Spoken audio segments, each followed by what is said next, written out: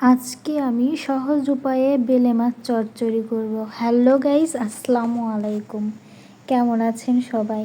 তো আমি যেহেতু একাই থাকি আর আমার একার জন্য অল্প একটু মাছ চচ্চড়ি করলাম, তাও আবার বেলে মাছ। কিছু পেঁয়াজ কুচি কেটে দিয়েছিলাম, মরিচ কুচি কেটে দিয়েছিলাম, সাথে একটা আলু কেটে দিয়েছিলাম, হলুদ গুঁড়া, ধনিয়া গুঁড়া, তারপরে জিরা দিয়েছিলাম পরিমাণ মতো, স্বাদ মতো দিয়েছিলাম, সাথে লবণ।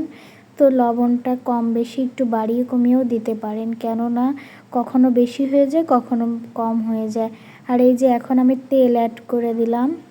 তো আমি আগে অল্প অল্প করে তেল দিয়ে মাখিয়ে নিয়েছিলাম, যেটা আমাকে বারবার দেখানো সম্ভব হয়নি, তো আমি একবারেই দেখাচ্ছি।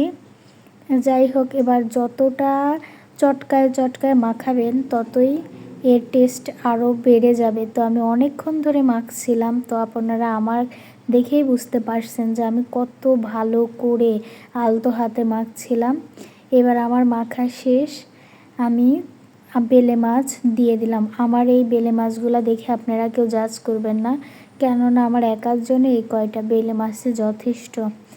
যাই হোক, আপনাদের সাথে আমার রান্নাটা শেয়ার করলাম, আর অবশ্যই আমার চ্যানেলটাকে সাবস্ক্রাইব করবেন। আসসালামু আলাইকুম।